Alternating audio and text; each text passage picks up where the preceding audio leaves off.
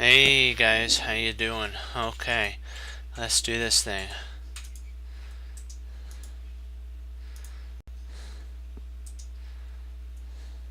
Alright, let's get a drink of water. Let's throw some, let's do some.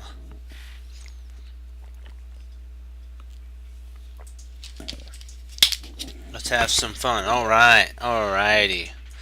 Come on, let's throw them the French.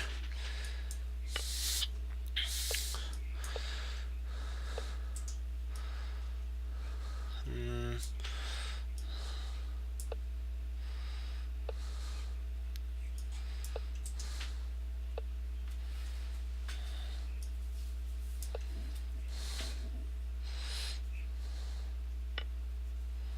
Uh-oh, that was a bad move.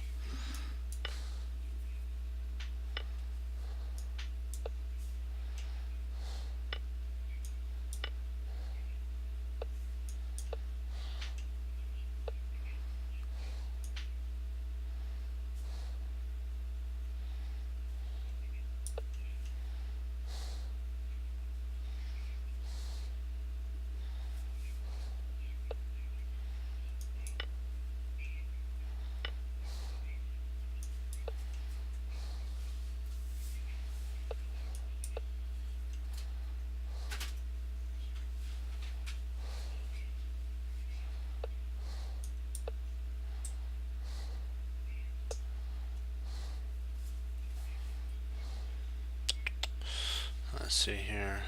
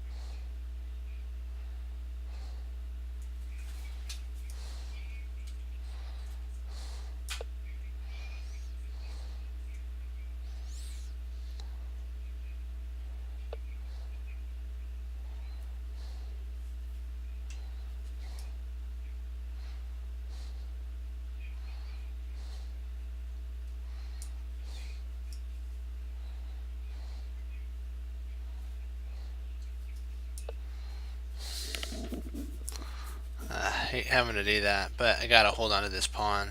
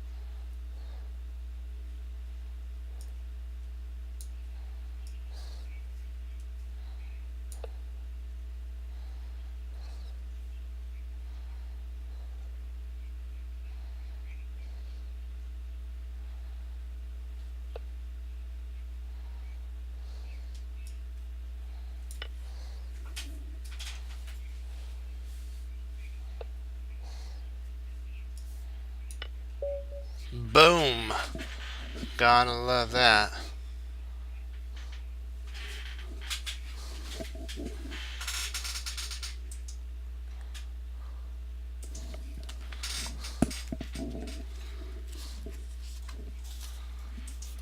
Don't get flustered, guys. Go for the kill. That's what you have to get. You have to get that type of dedication that, you know what, you may be down a whole piece, but yeah, that was a takedown, man. That was like, it was actually back here, it was like really impressive. I'm surprised that he played that. I thought he was going to take here, actually. Let's see. I want to check this analysis before we get into London because, yeah, that was nice for sure. Let's see here. Okay, if he takes here, I believe he loses anyways. Okay, first of all, you have to take. He goes there. You take. That's right. He comes up, and then it's check, and then checkmate. That's right. So that's the first mate.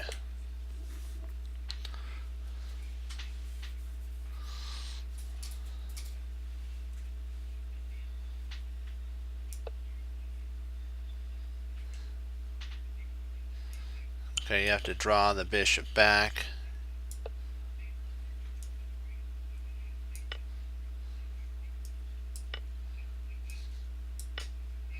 Okay, that's the only way that he could save himself is that. Okay. Gotcha. I gotcha. Okay.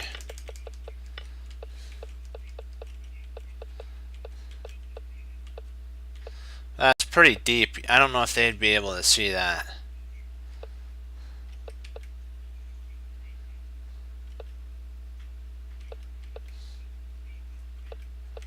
Let's see where there's another point here I think where I was winning. Let me see.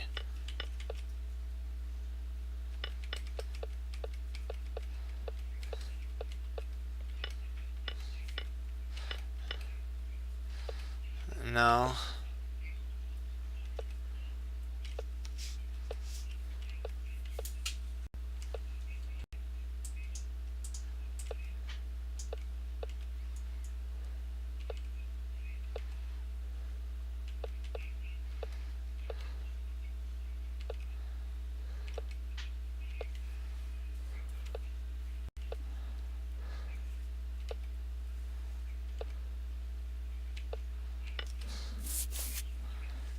There.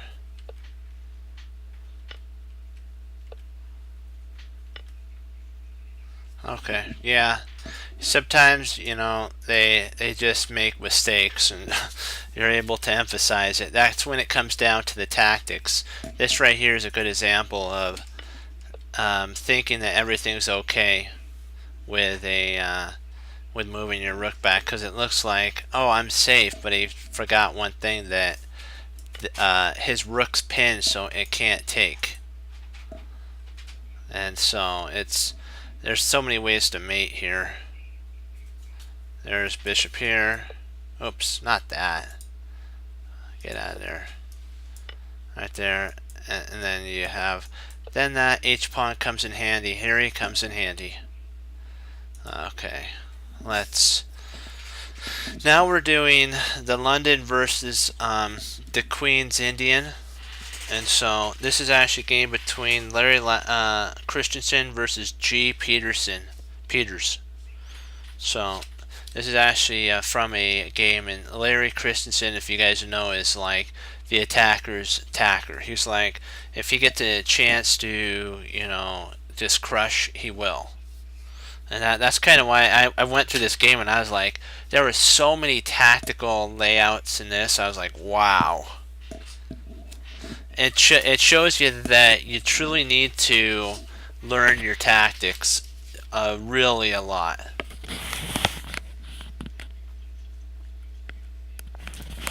Because Larry did many tactics in here. I'll show you. So d4, d6.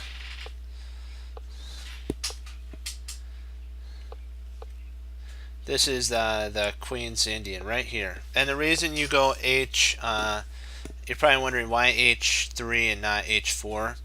Because you're wanting to prevent, if the knight goes there, you can just retreat your bishop back.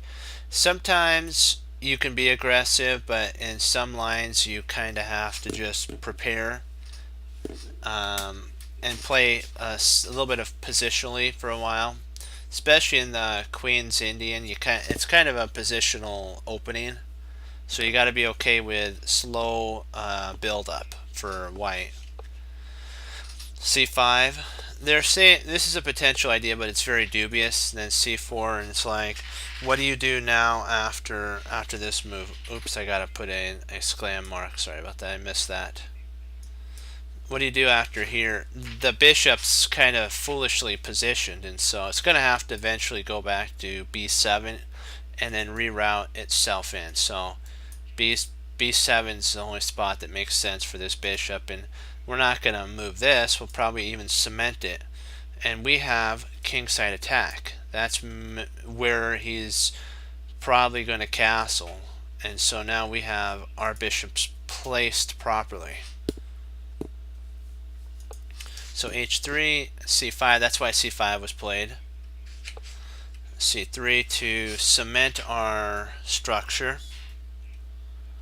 Castles, castles, knight c6, knight bd2, then c takes d.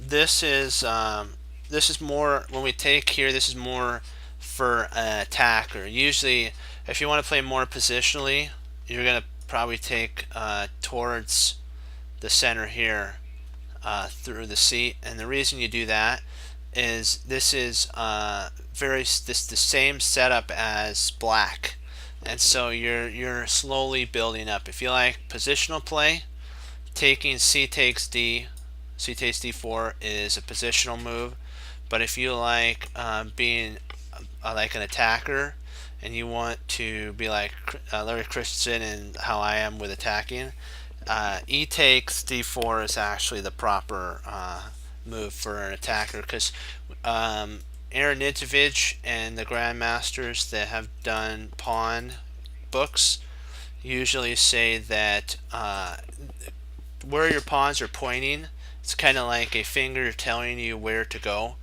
So if you have a pointer finger, you got to look at where your pawns are kind of pointing, and the B pawn, C pawn, and D pawn are all pointing towards the king side, so that's where we're going to want to attack, usually, if we can.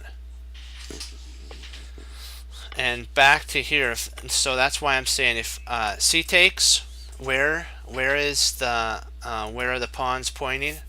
More towards the queen side. So you're going to want to play on the queen side, not on the king side. It's just where your pawns are pointing. So d6, rook e1, and this stops the push of e5. See, if our opponent can get e5 in, he'll be able to free up his position. He'll be able to go potentially bishop to c8 and get a scope on h3 potentially with some attack. But if we can lock down the c5 point, because he can't play here, because if he did,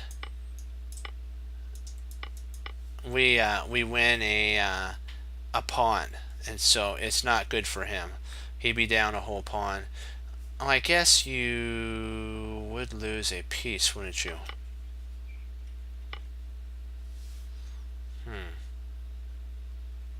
Yeah, I guess that would lose a piece, wouldn't it?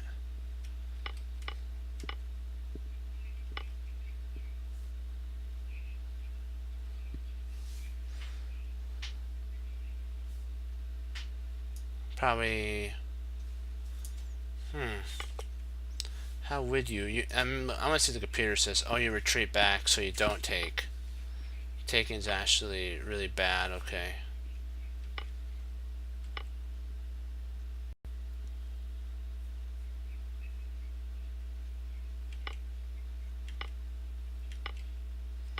So So rook. Oh, I see why. Because then if queen takes, you take back, and okay, it's equal at that point. Okay, just wanted to see why it didn't take. Gotcha. Okay, so we gotta delete all that line. I sometimes just look at the engine to see sometimes why it's a good move, why it's not. So d5. There's also potentially rather than d5, there's actually, I'm sorry, we have to go in sequence. There's knight to c4. There's bishop g3, which you're already predicting that he's going to go e5, and this is really strong. This is super duper strong because you're not letting him get a tempo your opponent on e5, and this kind of stops that. So the queen has to do something, so she goes up to queen to d7. And usually when your rooks are connected like this, you're into a middle game. So a4, this cements the position so that if we ever wanted to place a knight to c4 later on, we could without, well actually we can't because he does have this pawn move. If this pawn wasn't here, we could do that because this pawn prevents the B pawn, but you can't really do that because he'd be able to play d5, but that'd actually be a horrible move for black because d5 blocks the bishop, so it might actually be really good for us if he did play that. So okay, just had to think for a second there. Bishop f8. This brings one more attacker into the fray so that e5 could be played. See, beforehand the rook was out of place, so now he's got 1, 2, and 3, and we have equal material, but we have a kind of vulnerable bishop. So bishop to b5. In theory it makes sense, but because what you're doing is you're pinning the knight to the queen so that e5 isn't playable, but it's pretty dubious. He doesn't give a line of what actually happens. He just says it's a dubious move. I want to see what the computer says is actually the best move. Okay, so b4 is okay, because yeah, this is dubious. All right, just wanted to take a look at that. Knight d5. So knight b3, knight c, and then bishop goes back to d3.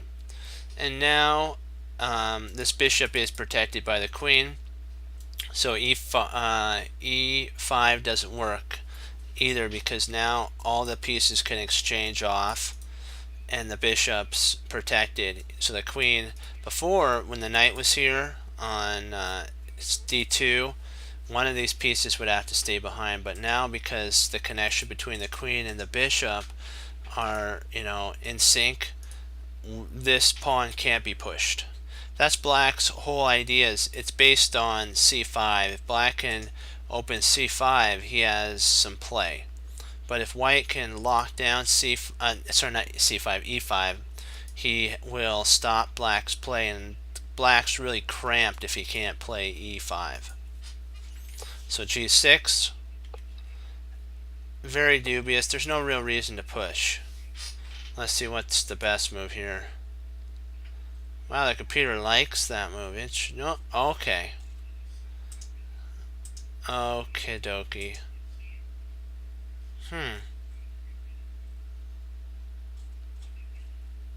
Okay. Oh, okay. So it does like, it isn't a dubious move then. It's, well, slightly dubious, but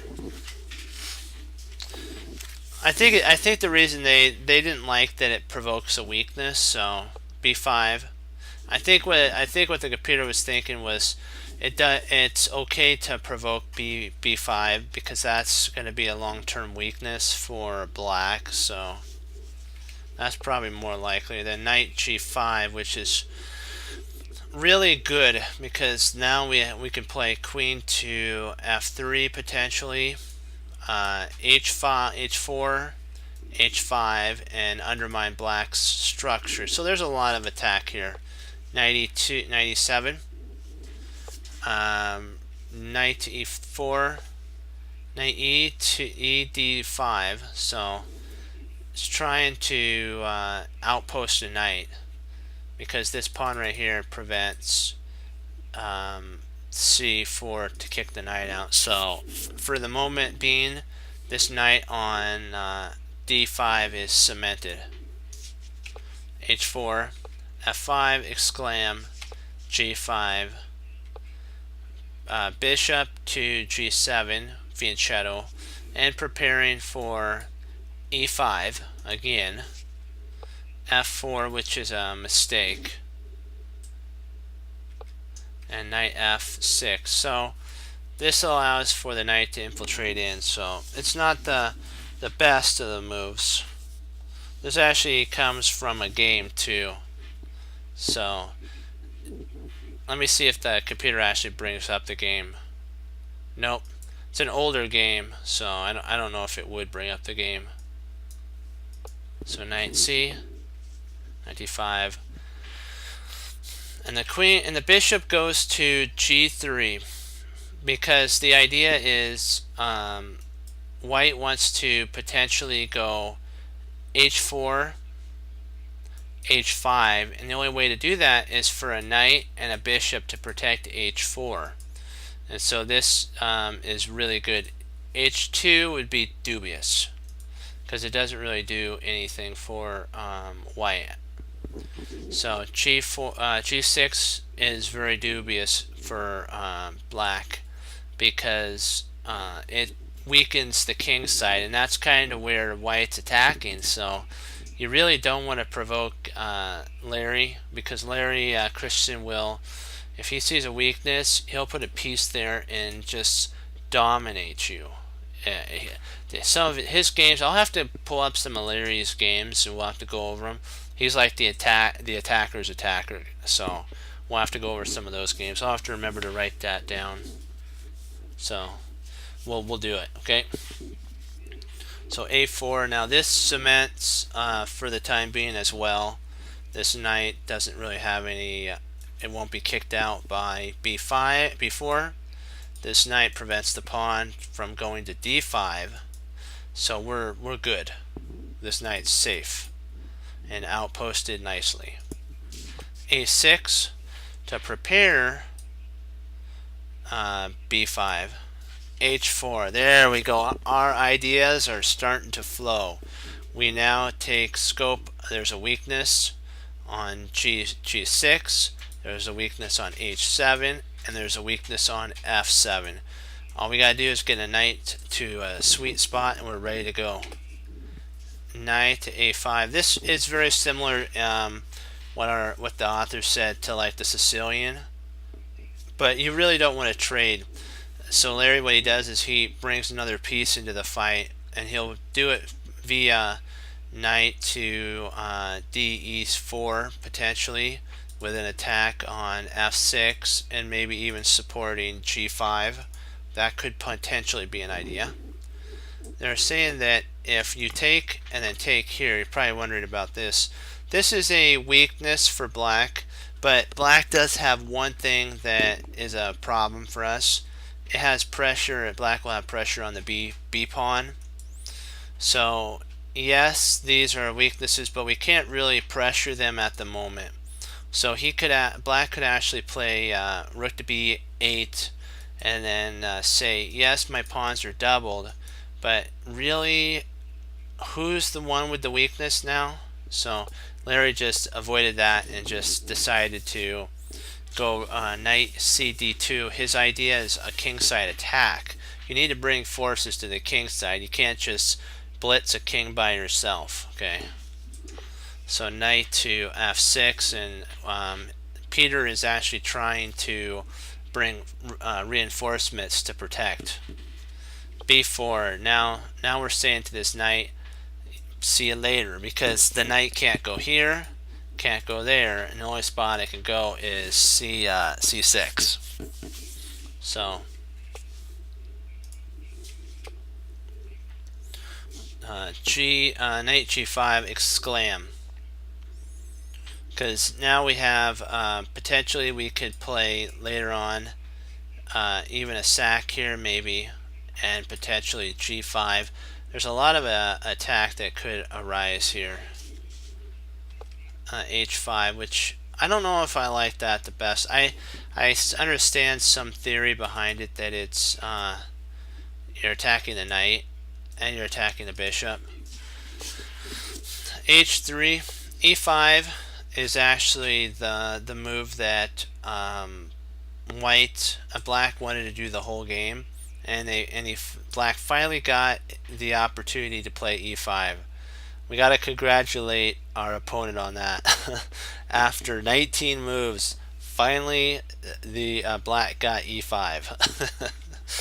Well, they're saying that potentially if g takes, I know you're probably wondering about this, g takes, bishop takes g5, h takes g5, and then queen takes, you have e4, and you're going to win back your pawn, because when the queen retreats back to d, actually if it retreats back, probably it's going to have to retreat back to d, and you're going to win because you can take with the bishop.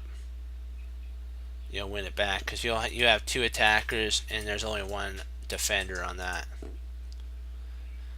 So they're saying potentially if e7, which is actually the best move, knight takes, so you win, and then now you come out a whole pawn ahead. And if you're thinking that best in this line would be queen to d8, no, that's not. It actually loses a whole exchange in this line. Takes queen, and then b5. And he stopped the combination here, but I continued on a little bit. A takes b5 and a takes b5. The bishop's pins the knight to the queen. Even if some trades came about, like rook takes and then queen takes, the knight's still pinned. There's no way to get around it. Black's going to lose material. So that's why black just played e5. d5 to attack the knight and lock the position down. Knight b8, only move, and then knight f3 with, this is a threat of a mate. So rook f8 is forced. Then knight goes smack right on through, because now you're saying, wait a second, aren't you hanging a piece here? Can't he just play there? Man, you just lost the piece, right? No. We love our pins, don't we? Our pins are our favorite thing in chess. The pawn can't take back because the bishop's pinned, so white walks away with a whole pawn up. And it's sweet. So Larry's winning right here. So queen f3. So black's now really has a lot of weak points that can be emphasized. His shielding. So bishop takes h, and then knight c4 or c5. Yeah, c4. Because what's happening is, if knight takes d6, queen takes d6, bishop takes check, and you lose the queen. So the d pawn is really weak. So the bishop has to retreat back to guard it. Otherwise, white will win another pawn. a5, knight d, a takes d, bishop takes, queen, knight takes, and then queen takes, c4. We're trying to pull the queen away so that we can actually play bishop takes check, and then if pawn takes, or maybe rook takes. I think it's rook takes, pawn, then takes, and then here. I want to take a look to see. Oh, they did take. Okay. So rook a b1. Now the bishop's under fire. Rook to, queen a 5. And I'm going to propose this to you guys. What move did Larry Christensen, the attacker, play? I'm going to throw this to you guys, and I want you guys to give it just a little bit of time and take a look at it. What do you guys think Larry played here? Larry is white to move. I'll give you guys a little bit of time. You can just put in a move that you think Larry played, and we'll go over it.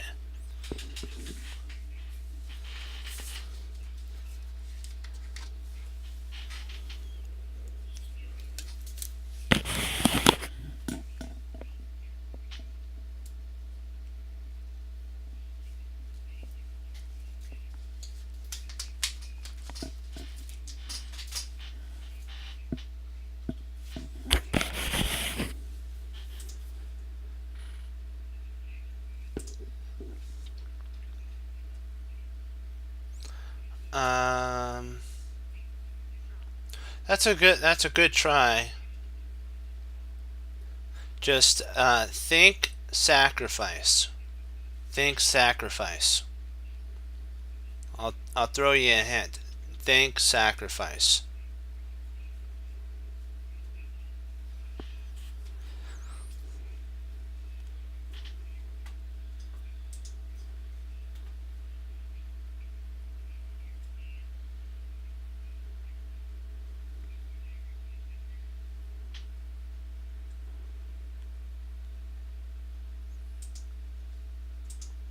Just throw a move out there that you think,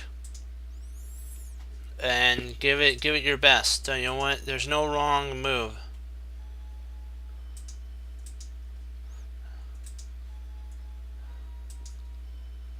Yes, that is correct. Rook takes e5 is actually the crushing move. You would think that Larry would want to grab the bishop, but he really can't, because if he grabs the bishop, the queen could snap off the rook. So Larry's like, just let me tear the supports away from your house. Where I'm just going to pull the beams out, and it's going to start collapsing on itself.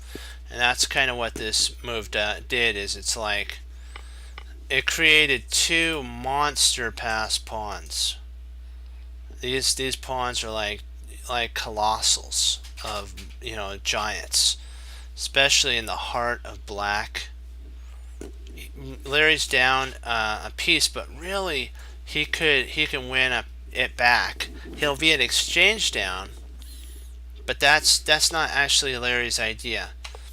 G4 is the idea here, and of course, if you guys see if takes, he'll end up getting mated, so he can't take.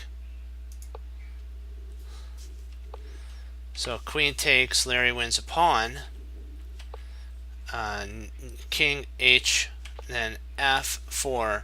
Larry's idea is to play H6, bishop H6.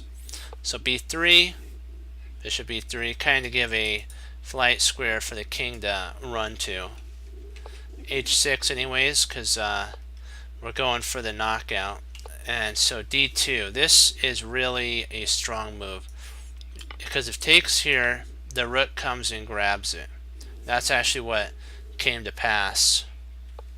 Queen checks, and then F1, and his opponent resigned, but there's actually a move combo back here. I apologize, I forgot to put in 2 lines. Hold on, I have to go back to move 31, so it's kind of going to look a little odd, so just bear with me here. Okay, this is what was potentially played in this line here. And what we're trying to do is we're up like it's equal pawns, but Larry has a better position with his rook and bishop, so c5, and now we're undermining the structure potentially. If a d takes c, now we're attacking the rook. The bishop comes back to attack the rook. We take, rook takes, and then bishop c6. This wins a piece, because if you try to run, the rook just snaps the bishop off the board. So the rook has to actually stay in contact, otherwise he loses a piece. So that's why the pawn took rather than queen to c7. Okay, rather than f6, there is a mistake if white did play king to g8. Queen comes. Now you're threatening a mate on the back rank. So f6, bishop takes, rook f, then you take, king takes, queen checks on h7, king f8, queen h6, exclam check, king f, and then bishop takes. And if bishop takes here, you have rook takes, and when he moves here, you can actually pick off this bishop, or maybe I think maybe a check is actually best here.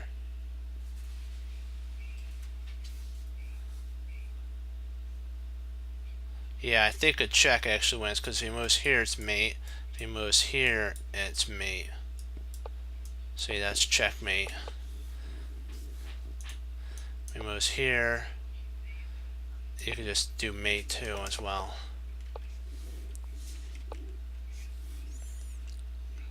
So taking looks tempting, but make sure that the move you're playing isn't just the best. Make sure it's the best move, because sometimes it's just a silent move, g6. Okay, so he played f6 to attack the bishop. We played queen g4, rook f8, or sorry, f7. Queen takes check, bishop f4, and rather than b4, there's potential c4 here, or c8, check, king e, queen checks, rook intercepts, bishop takes rook, bishop takes bishop, and then queen g6 with actually a mating threat. There's they're saying that potentially there's a mate, and I think 3 are potential. No, mate in 10, sorry. That's what they were saying, there's a mate here. And so that's why check, it takes, and resignation happened here. And this is, we're going to wrap up, then we'll do a game that I played like a little bit ago, and we'll go over that game. And if you guys have any games you would like to go over, put them in and we'll go over them. Okay, dokie, let's see here. What's the yeah, they usually, I like the summaries that they have. Yeah, if black weakens the king side with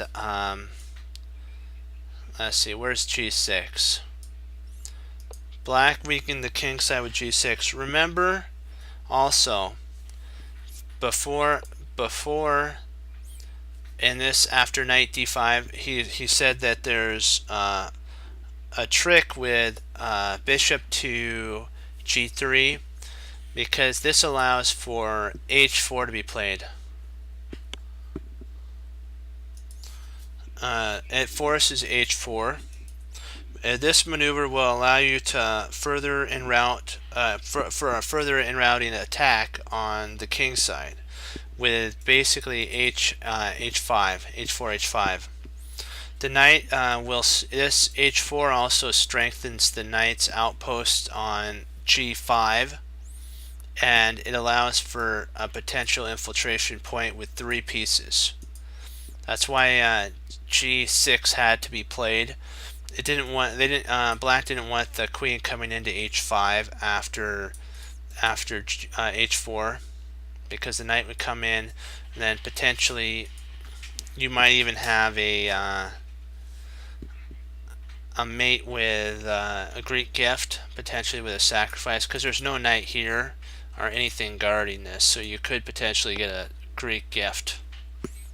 And so we'll leave you with that on that attack. So let's go into a game I recently played, and we'll analyze that, and then we'll do some puzzles. Or if you guys have any games, we'll go over those too. Okay. So, oops. d4, I'm black, and I play the London. Takes, knight c6, bishop d3, c6, knight f3, queen f6, because, and I just, you know what, I don't really see any point with, I don't have to really push, because this actually gives me potential play with c4 if I want to. And then I go c3. I just think, you know, it's not a problem. Queen c2. I can castle queenside. Castle queenside. Takes. Knight takes. Queen takes. Knight bd3, which that allows me to play knight to d4. Or potentially a nice sacrifice here as well, with knight there. Knight comes in. Now my rook, I want to swing over here.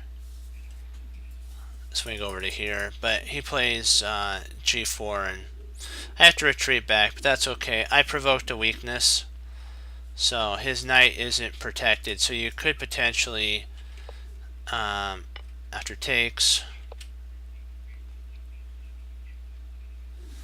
you could potentially go queen to f3. I want to see if queen f3 is best.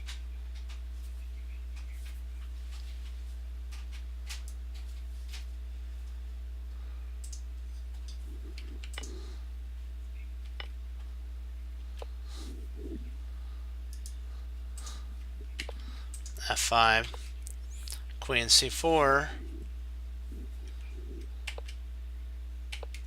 Now I'm pinning the bishop. e6, a4, attacking the bishop. Knight d4, queen a. And I really didn't have to worry about playing here. I realized that. I think I have best if I play knight here. No, sorry, not knight there. Thought the king was over there. Nope, that's a bad move. Let's see, what would actually be best here? Oh, I did the right move. Snikes.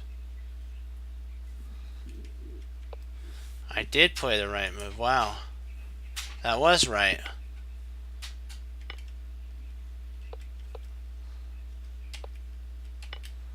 I took the pawn. He gave me a pawn. Knight. And then I come in with a fork, but he's going to take, so I take. He takes, I take. And I go to e2. This really, king e2 is like super duper strong. There's no points of entry in. Well, he could go here, but that's pointless. There's nothing to it. And then I go g6. That provoked the weakness. And then f3. Smack. King. And then I go g takes f. G takes f. Rook takes g. King b. And then I come over and grab another pawn. So I'm 3 pawns up. a5. b3. This stops any of his ideas of pushing. And then c4. There's no points of entry here. So his king's stuck on, for the moment being, the 6th rank. h8.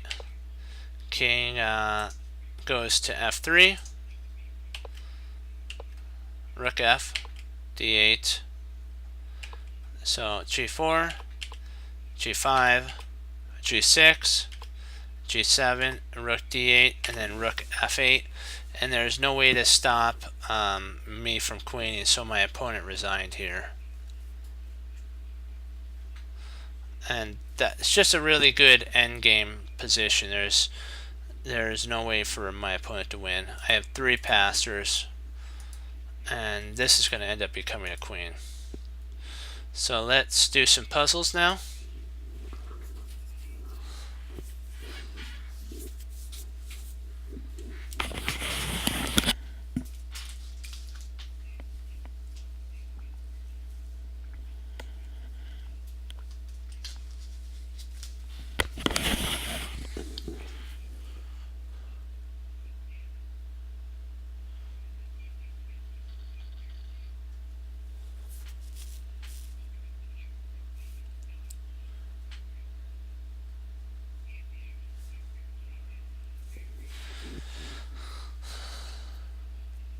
Yeah, it was you just gotta sometimes be okay with sacrificing a couple pawns, because it's all about checkmate. And so if I can, even if I gave up that whole side of pawns, those 3 pawns, I can get a queen, and the queen and rook dominate. So that's the whole point. You mean queen h6? Queen h6. The only problem is he has queen to d7, and that actually guards the g7 point.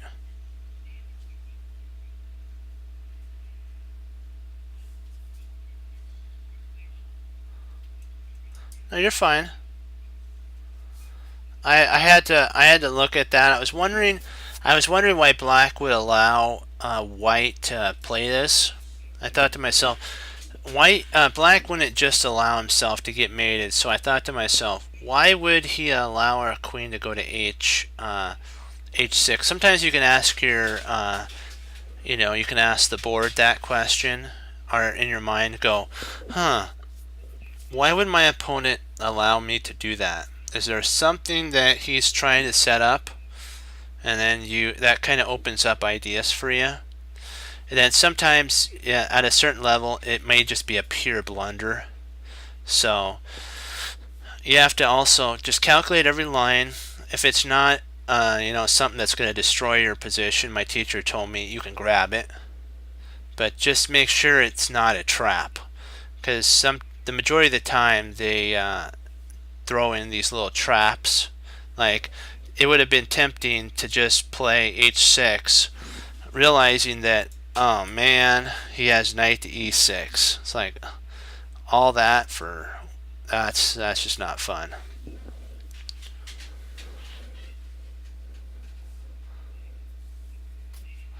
Let's see here.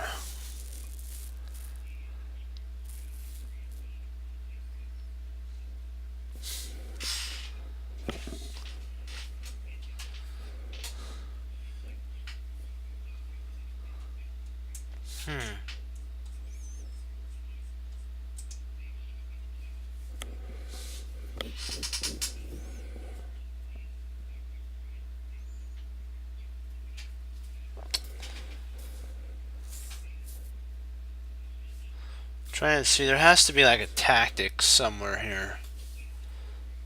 Maybe it's just a subtle move that sets up for a tactic.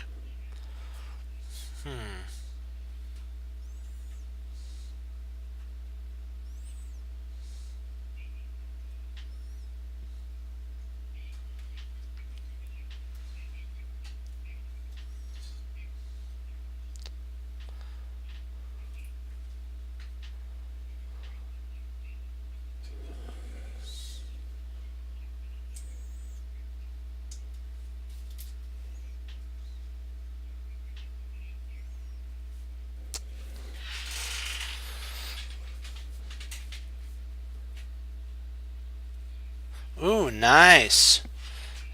D4 is really a stunning idea. I like that.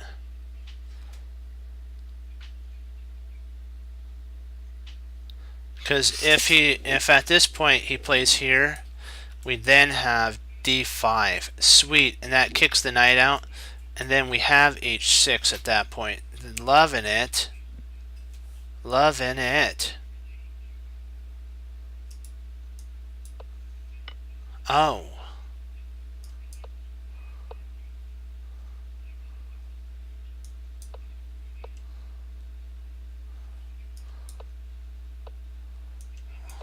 Oh, you were right.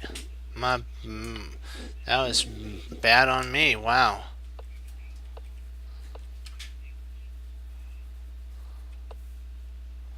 Wow, wow, wow.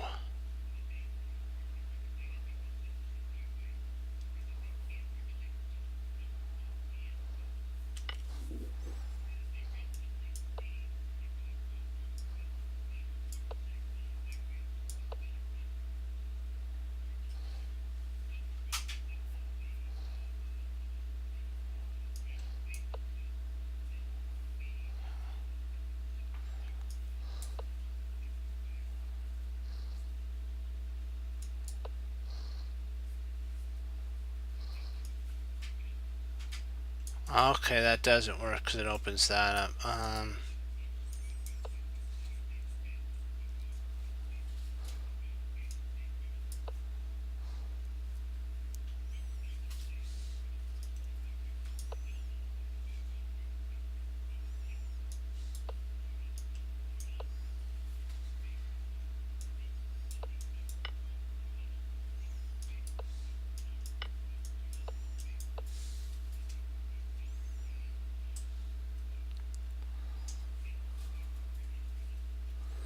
You could even be bad and do this if you wanted to. Be a very mean. Man, that really hurts. You were right on that one. Drat.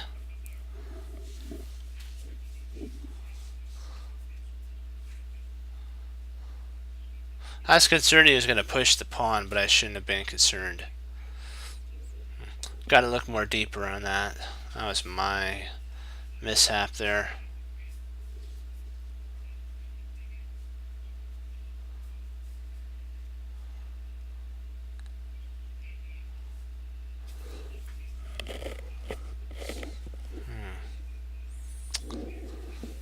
I'm liking potentially knight takes e3. That's a discovery on the queen, and if queen takes, we have rook. We can actually take with the rook.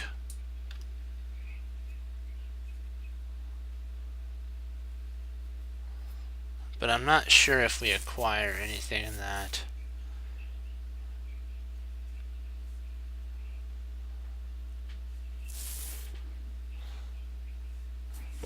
No, I don't know if we acquire much on that line. Well, we do. We potentially win a rook. Let me see here.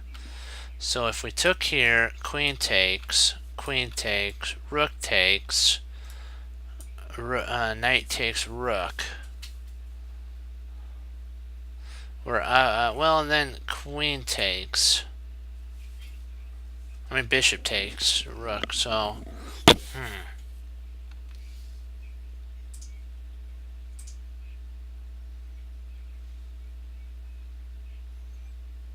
So,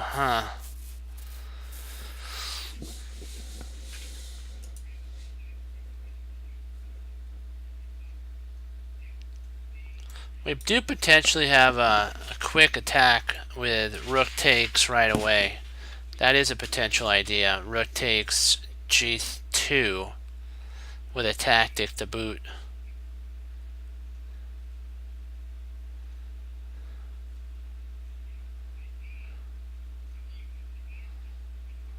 Because then if if king takes without thinking, we then could drop the surprise of his life on him with a check and a discovery on the queen. So that's an interesting move right there. So what do you guys think?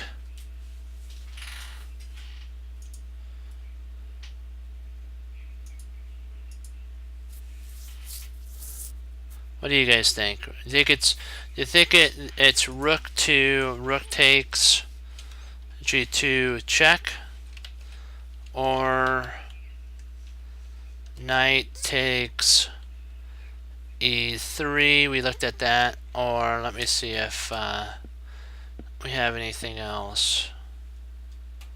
I think that's about it. Which line do you guys think's the best? Do you have any other lines you would like to look at?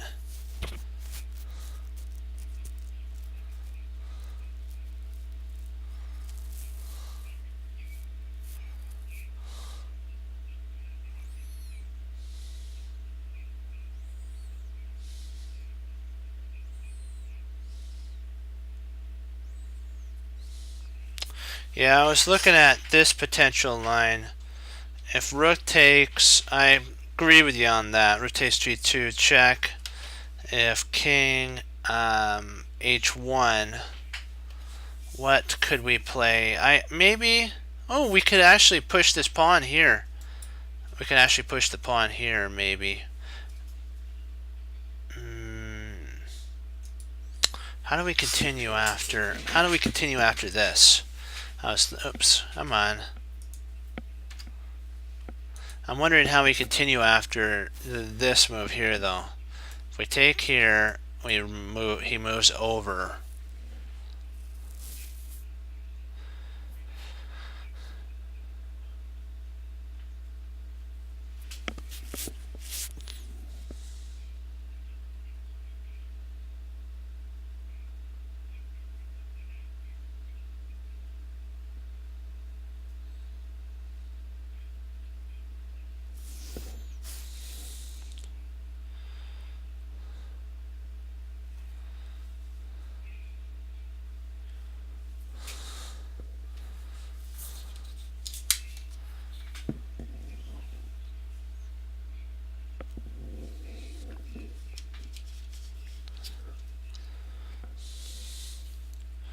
Just trying to see if there's. Well, maybe we could just take. Maybe we take the pawn. We could just come over and grab this.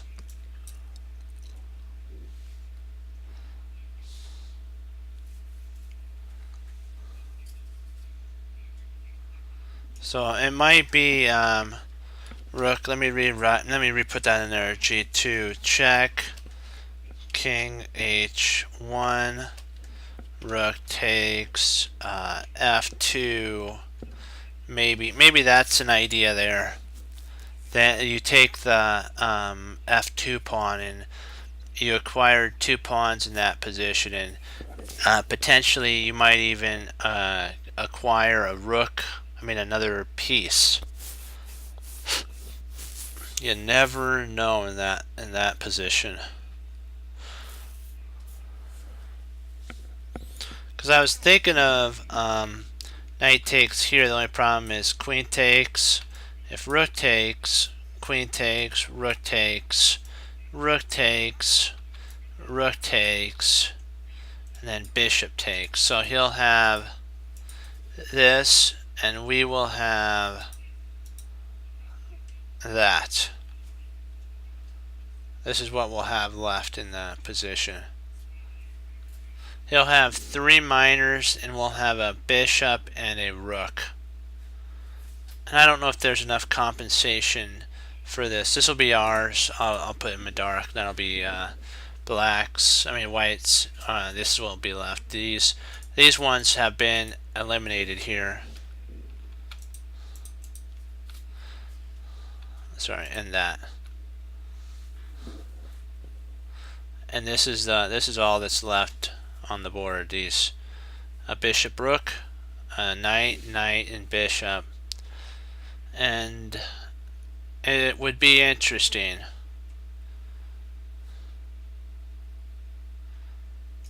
I like rook takes. Oh.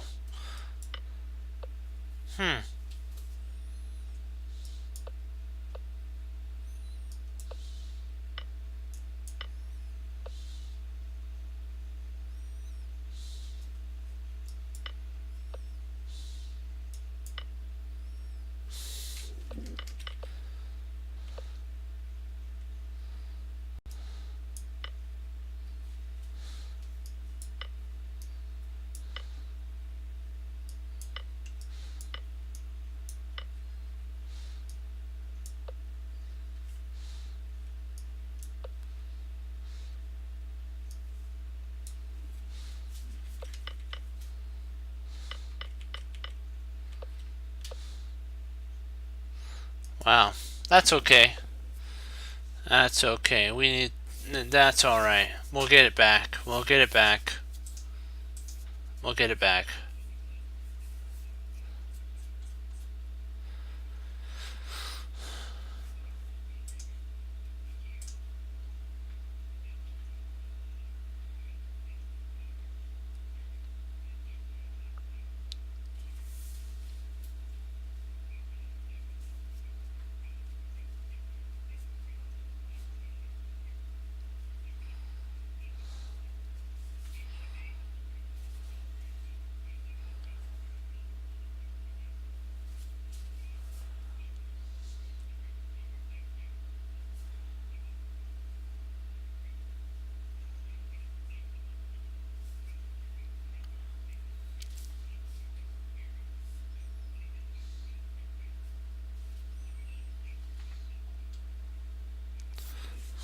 There's a potential rook to e4.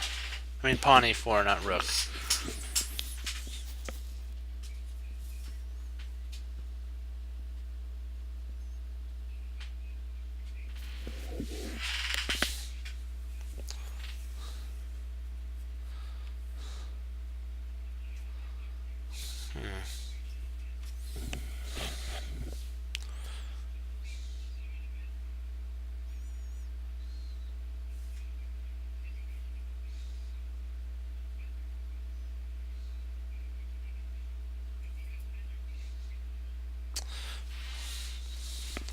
We could just plainly take.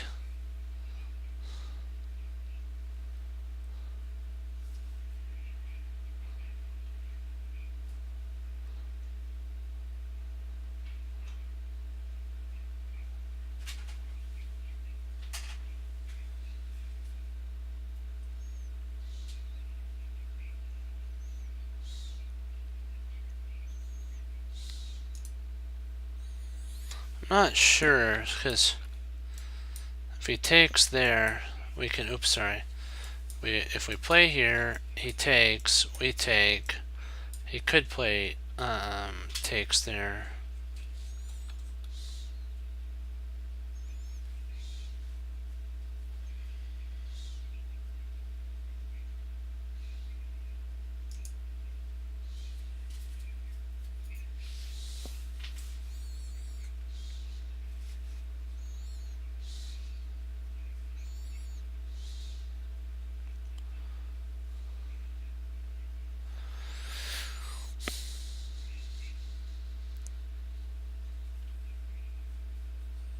Bishop f5, okay.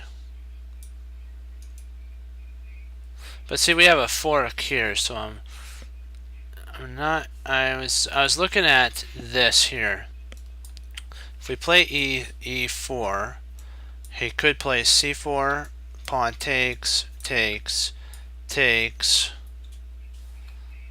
and then takes, and then takes. And so I'm thinking that we're equal material at that point.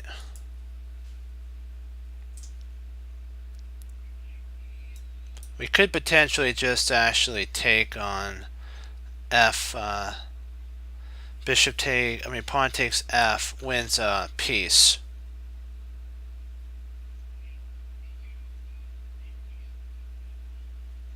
And it does guard the bishop, so the bishop square.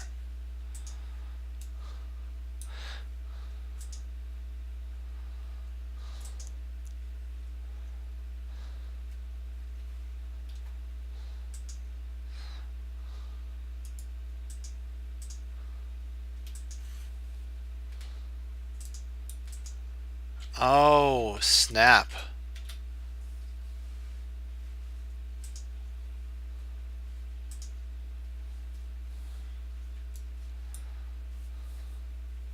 So that it must actually be bishop e6 then. Snap, crackle, and pop.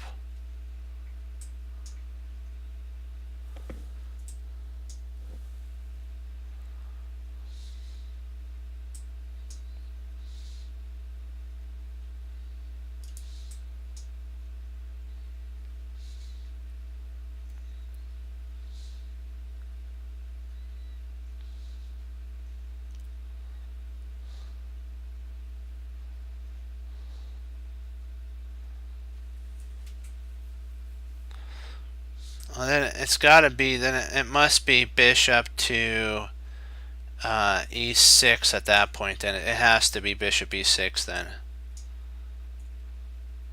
because that stops this threat. I'm sorry, this right here stops this, because we can just snap it off at that point, and we have a bishop and queen battery.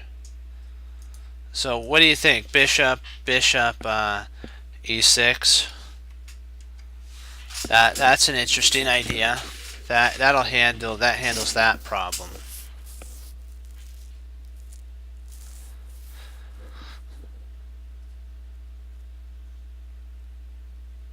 Well, there also is potentially, no, that doesn't work. I was trying to see if queen to h would actually apply here. That potentially would win a rook.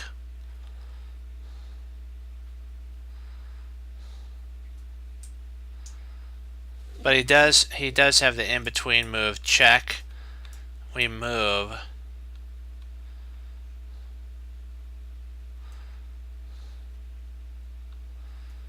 He retreats back, and then we take with check, and we pick off a rook. It's between bishop e6 or queen h5. I'm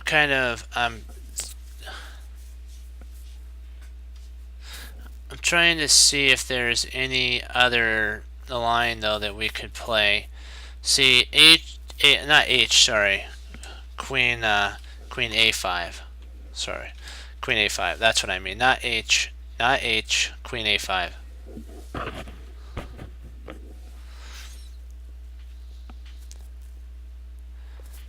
Because the pawn is still under, we have actually a double threat if we play queen h, a5. We have takes here, and we have takes here with this. And if he plays that, so be it. We move our king, and we still have the threat, these two threats, a f4, and we still have a5. I mean c3 under fire.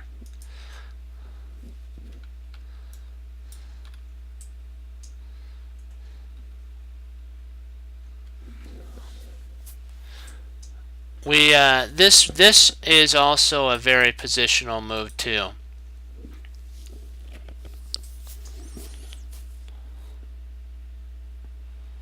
But the only sitch I see with that, bishop e6 is it gives the time for the, well, we still have that.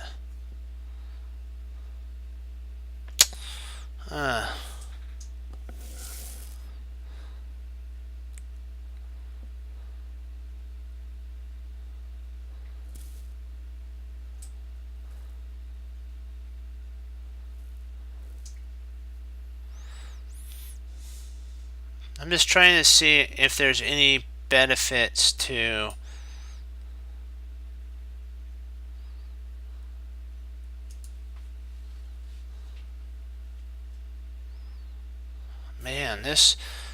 they're both really good. One's positional, one's attacking.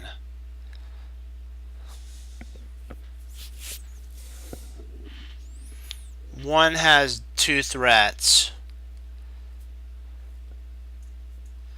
The other one has two threats as well, because if we play bishop e6,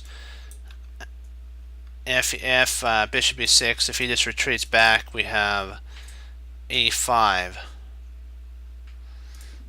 But if we go here and he checks, we move, and this is still hanging, and that is hanging at the same time. So it's like so many good moves, two really strong moves. Which one's best? Which one's actually the best in that line?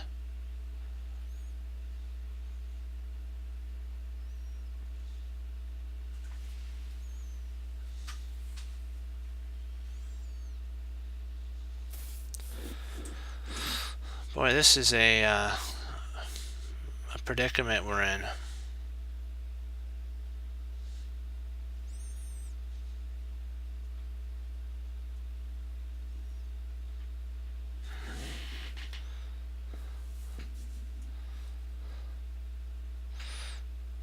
I'm liking queen. We'll go with it. Queen a5.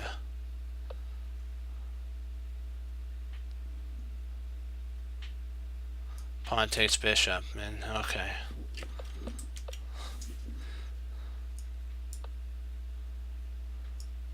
Oh, the pawn push. Okay.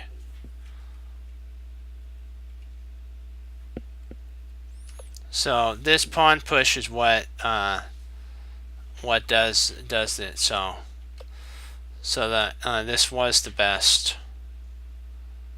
Okay.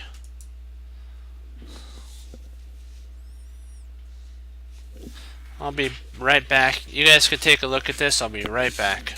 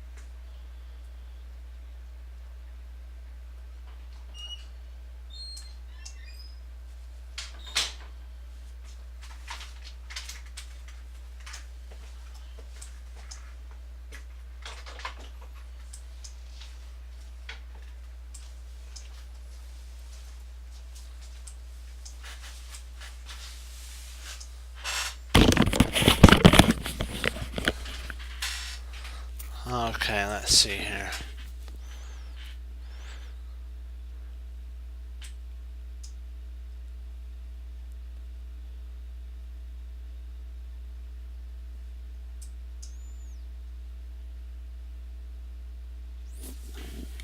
I'm kind of taking scope on potentially this piece here.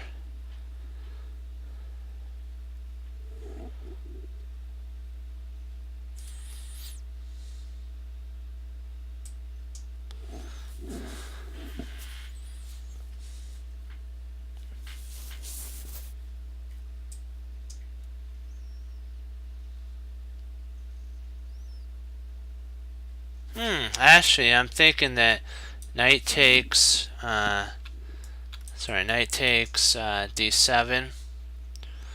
If queen takes d7, knight comes in, we're attacking the queen, and we're also attacking the knight. So, but if we play, if we play knight takes, and if king takes, we come in with check with a discovery on the knight. So, knight takes d7. So if king takes d7, knight e5 check. We and then when king moves, and king moves, queen takes h5. And then we have the same setup if knight takes d7. If queen takes d7, knight e5, queen moves, then queen takes h5.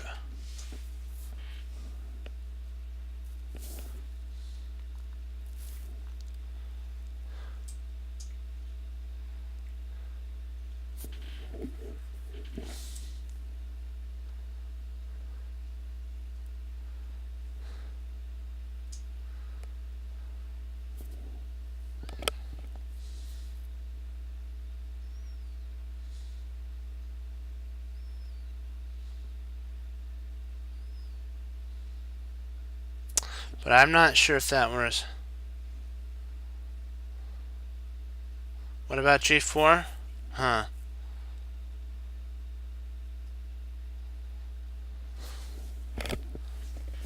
g4. I think we could retreat our bishop back. If he plays g4, I believe... Oh, sorry, g4. I believe we could just retreat bishop g3.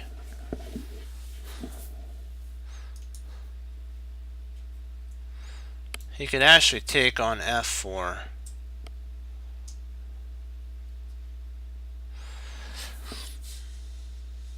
Well, then we pick up the bishop. That might be an idea.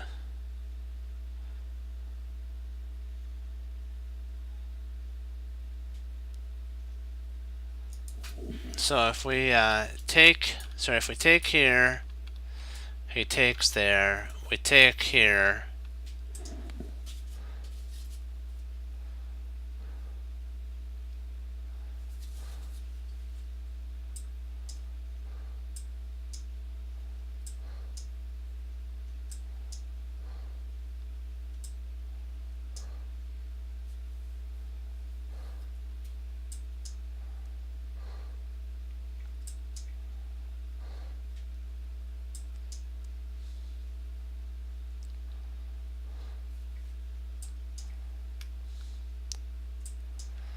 And if rook takes, we could actually play an in-between move.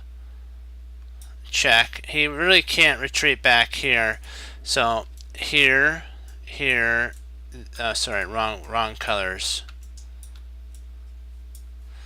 If he tries to retreat back,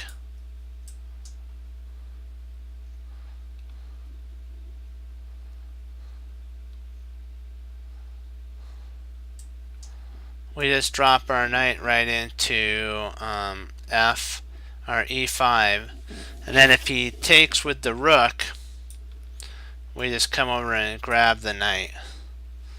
Yeah, I'm thinking that's it.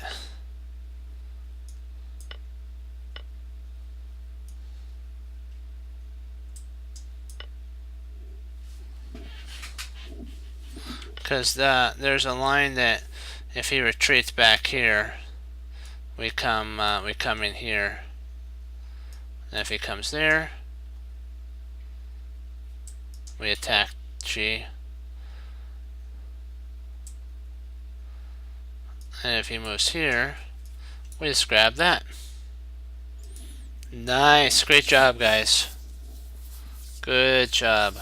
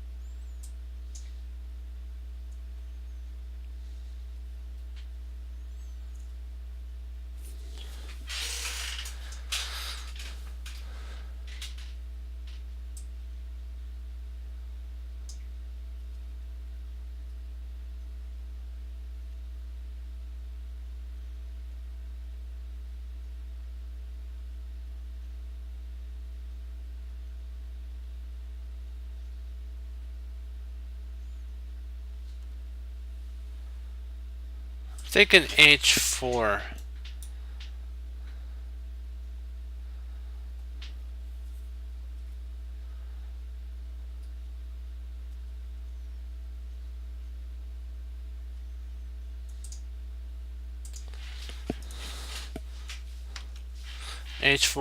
H4 gives our king a flight square.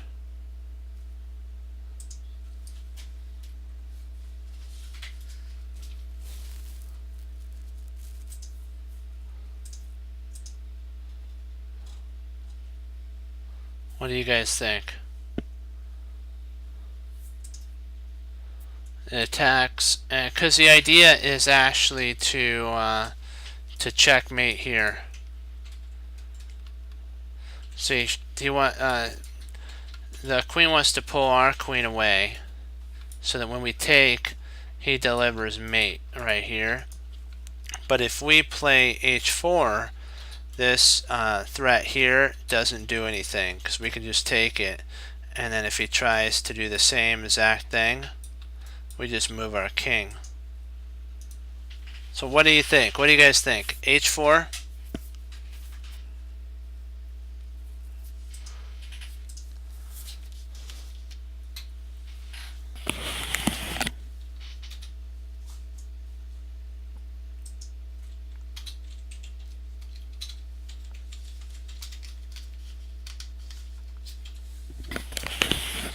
Let's go with it.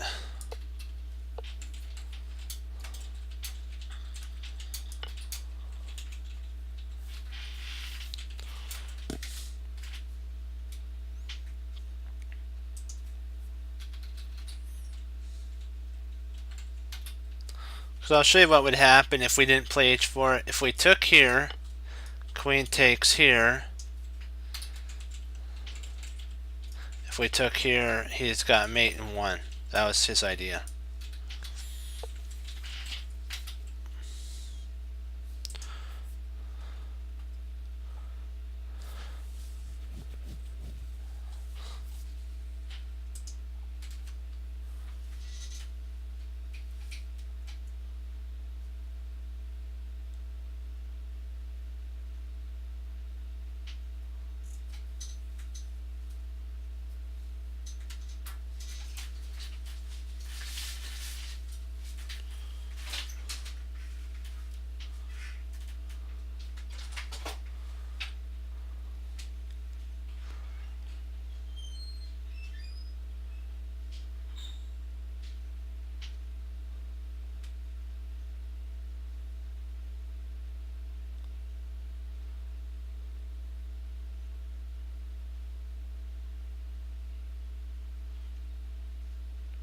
I'm thinking that rook to g4 is an idea.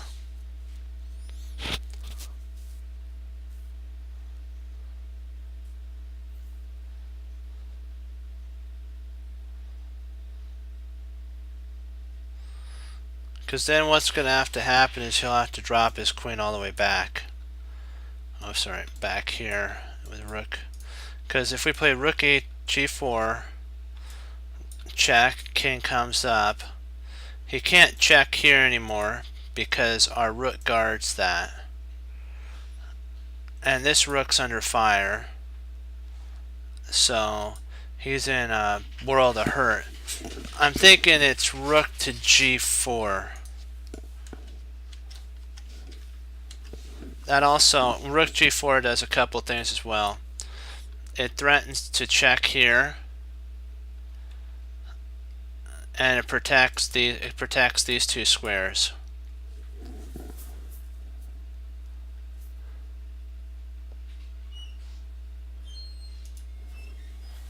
What do you guys think? Rook g4?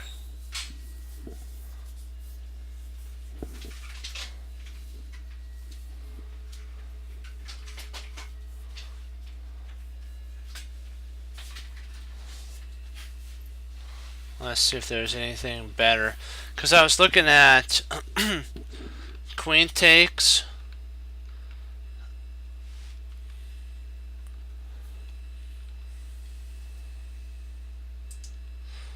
What the black could do first is check. comes up, takes, check, king comes up, and then he's got perpetual.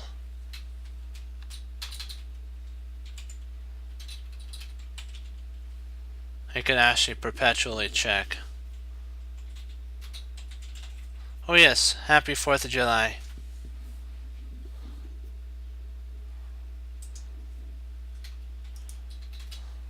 Happy 4th, guys. Happy 4th.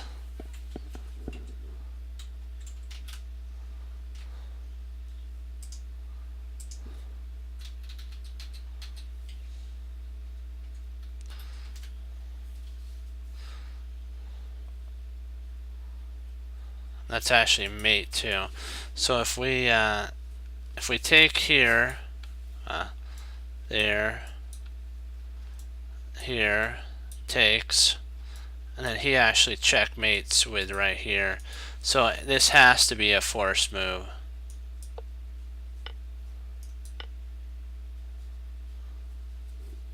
Because I'll show you what happens if we grab this mate 2.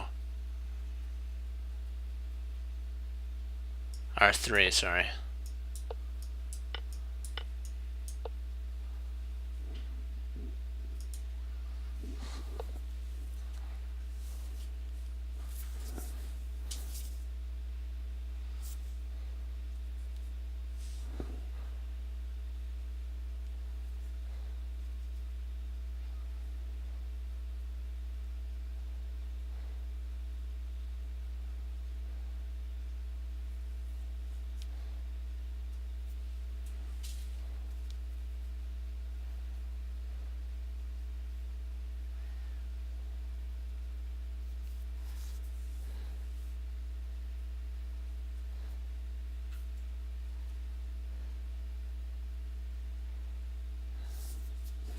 We have to get out of this pin right here. So I'm wondering if potentially queen to g5 check. If queen infiltrates to d2, we can actually take check. When the king moves, we grab the queen. Actually, we'd probably grab with the queen. Now that I think about it. So here, there, and we grab there, and we're totally winning at this point. So here, bishop takes check, queen takes, rook takes, king takes,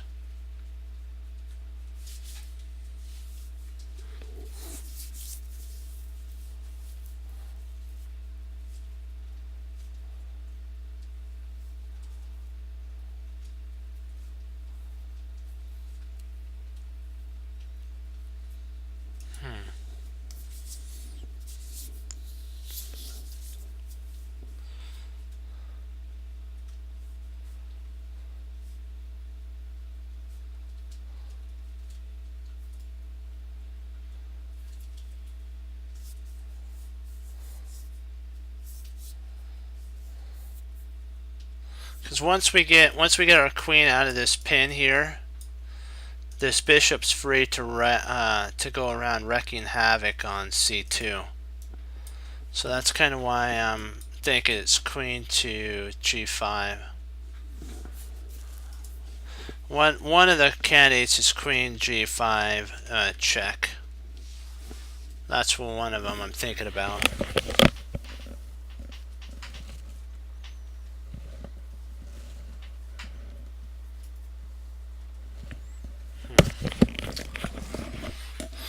Let me see here.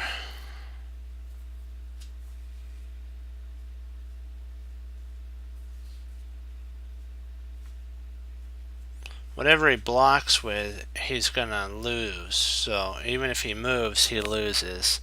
He's losing with everything with queen to g5 check.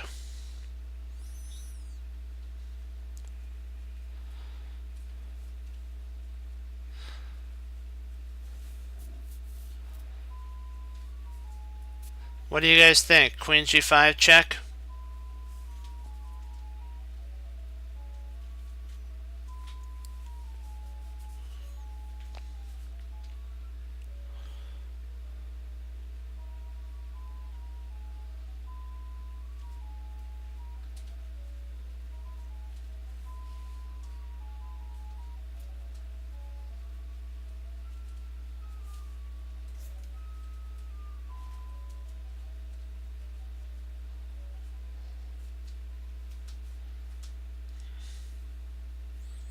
Trying to see if there's anything else that he can play. No, there's nothing else. Nope. Let's go with it.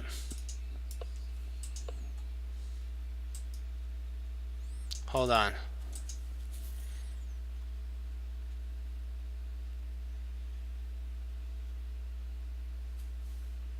No, we have to take, because otherwise if we play, I was thinking rook takes here. The only problem with that is he can actually just grab the bishop. And that whole line stops at that point. So bishop takes is forced, then takes.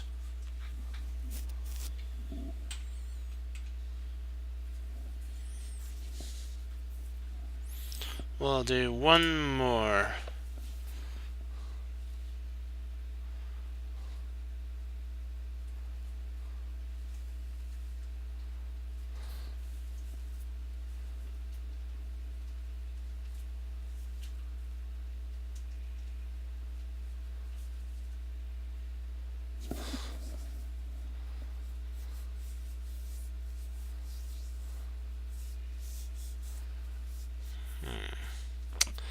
Let me see here.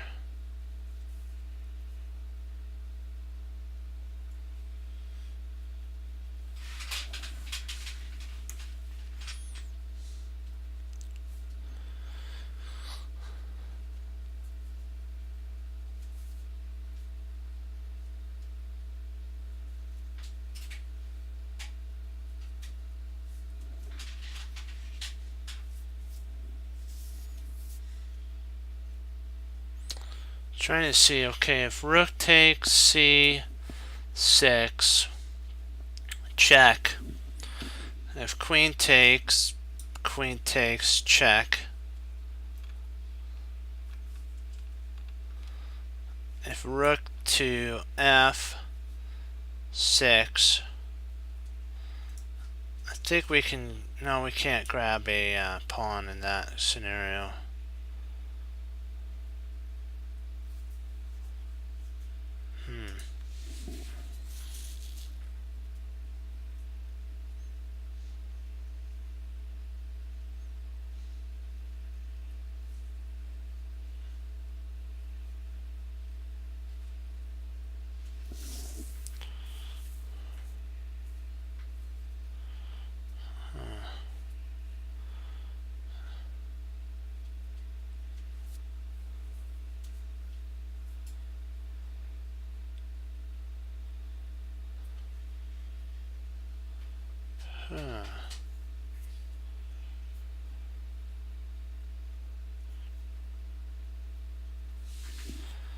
Interesting.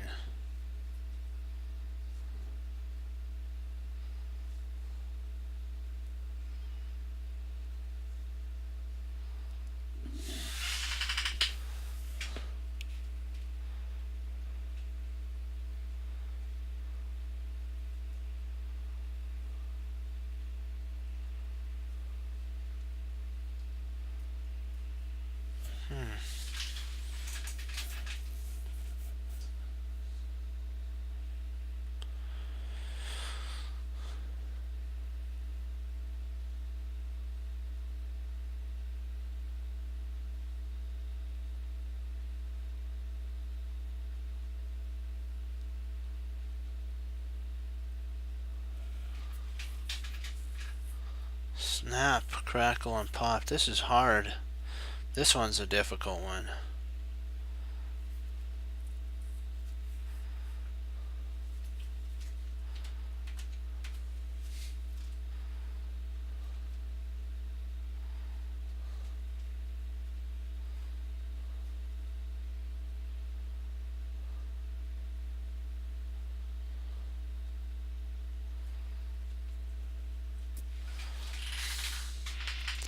trying to see if a knight sack here doesn't do anything. Knight e4. Then if pawn takes e4, we can actually go d5.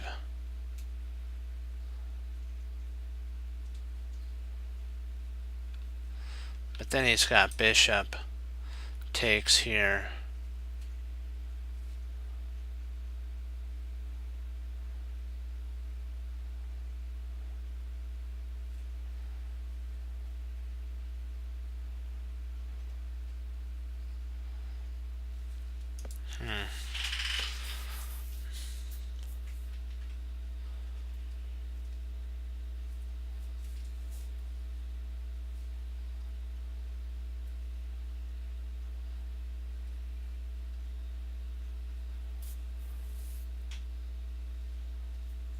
I'm trying to see if there's any infiltration points that we can take advantage of.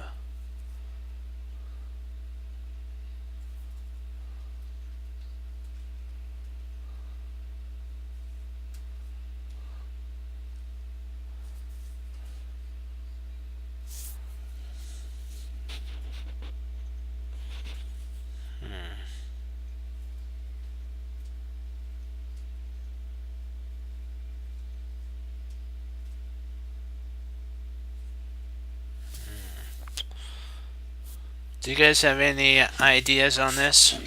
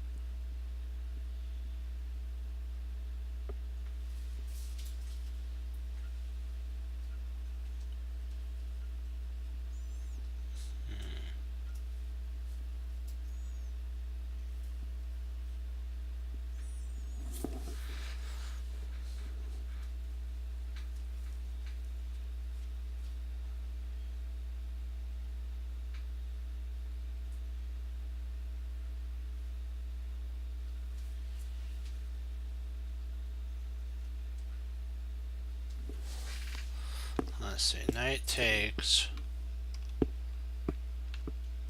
pawn takes, rook takes, bishop takes, check, right there, queen takes, e4,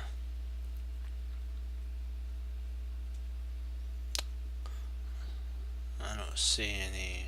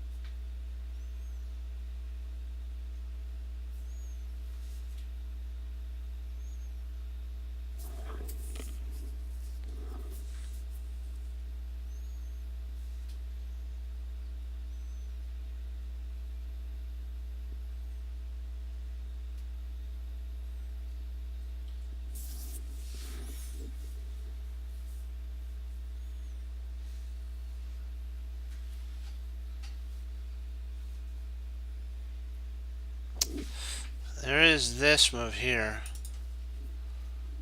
and that would pick up a piece, bishop b8.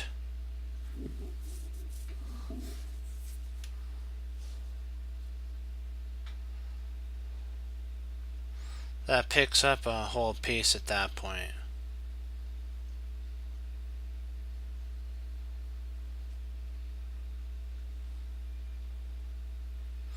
Because if queen took here, queen takes, rook takes, and then rook takes, and we want an exchange. So what do you think? Bishop b8.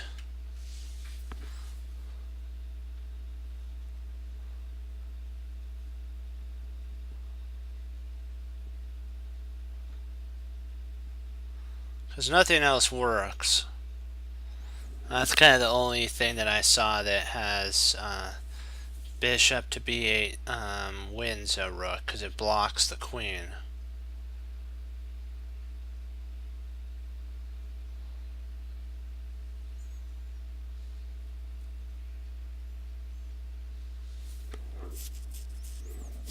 So what do you think?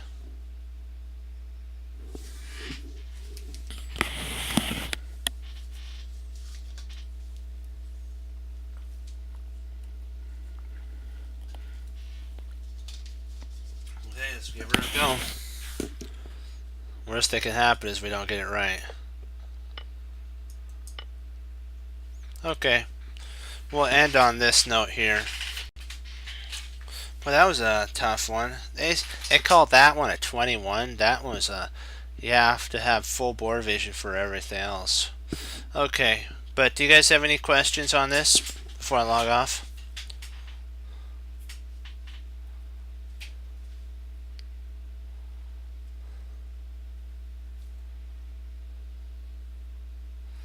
Any questions on any of the move sequences on this puzzle?